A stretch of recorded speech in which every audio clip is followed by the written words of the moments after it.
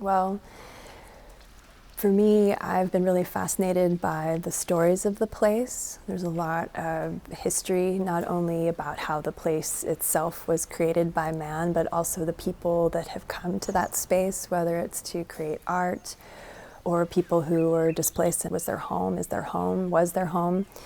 And even though we're in this natural environment and we're outside in the elements and we're responding to the wind and the sun and the trees and the water, there's also this sense of how people have impacted this space. This is the part that I've found super interesting and different than, say, just going and being in a natural setting out in the forest or out by the beach.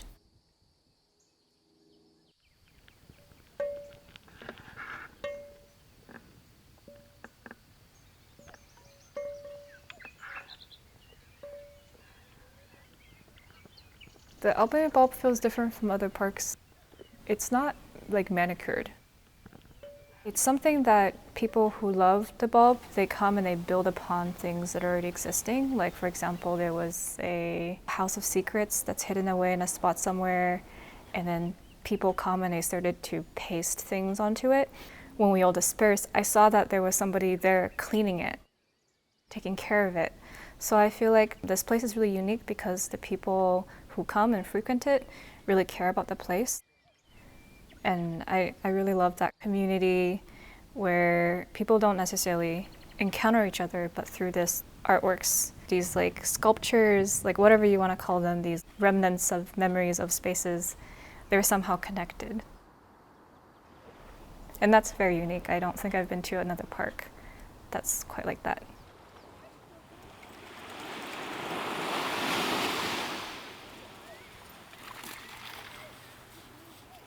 Being in the Albany Bulb itself, it's this meeting of worlds where what comes in is this really clear relationship of human existence with natural existence. Like the two come against each other, and sometimes in a way that feels in conflict, and sometimes in a way that feels of each other in a kind of way. The way that Shinichi has been teaching us, it's very much about dropping in and really deepening our connection to ourselves and to the ground. And then in that, waiting and being patient for the response that arises. So instead of going to this environment with a dance and doing the dance around in the environment, we are being asked to first notice and listen and be within ourselves and then respond to what's around us. So that's what makes it a different experience than just a dance performance in this location. Very interactive.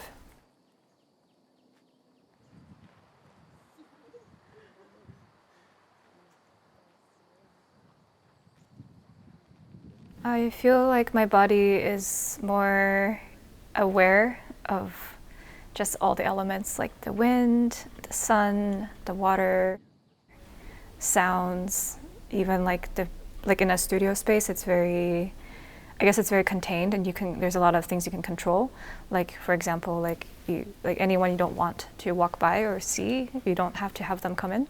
But when you're outside in a place that's public, like the Albany Bulb, there's all sorts of people around. There's dogs, there's kids, and there's animals, and that's part of the practice, and I enjoy that actually.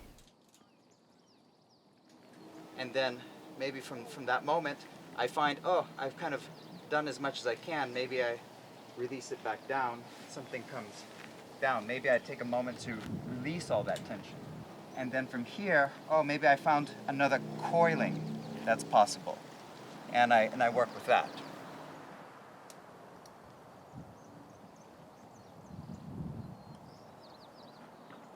Round and round we dance, we hold each other's hands, and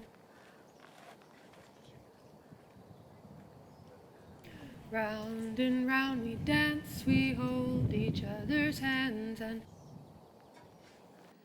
so, in other words, here's my encouragement for you. Like, where you are incredibly strong, think about or put yourself into that body where you are incredibly strong in your singing. You are wow. Yeah? And in that body, yeah, start to explore these other things.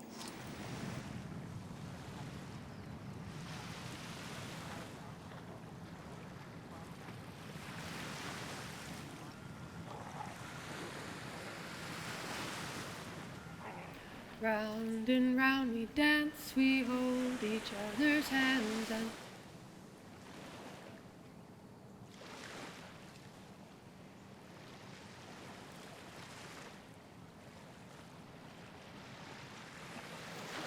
round and round we dance, we hold each other's hands and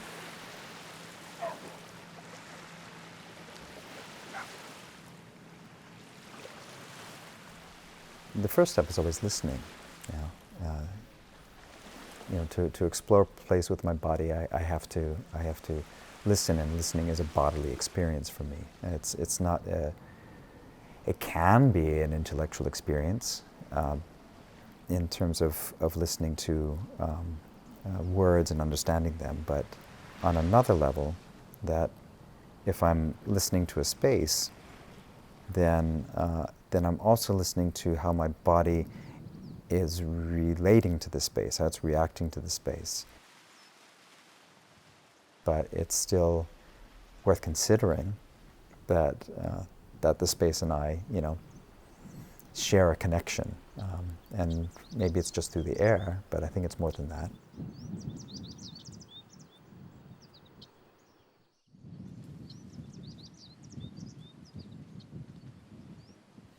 round and round we dance, we hold each other's hands and weave ourselves in a circle. The day is done, the dance goes on. Round and round we dance, we hold each other's hands and weave ourselves in a circle. The day is done, the dance goes on. Round and round we dance, we hold each other's hands and weave ourselves in a circle. The day is done, the dance goes on. Round and round we dance, we hold each other's hands and weave ourselves in a circle. Round and round we dance, we hold each other's hands and round we dance, we hold each other's hands. Round and round we dance, we hold each other's hands and round we dance, we hold each other's hands and round we dance, we hold each other's hands and round we dance, we hold each other's hands. Round we dance, we hold each other's hands.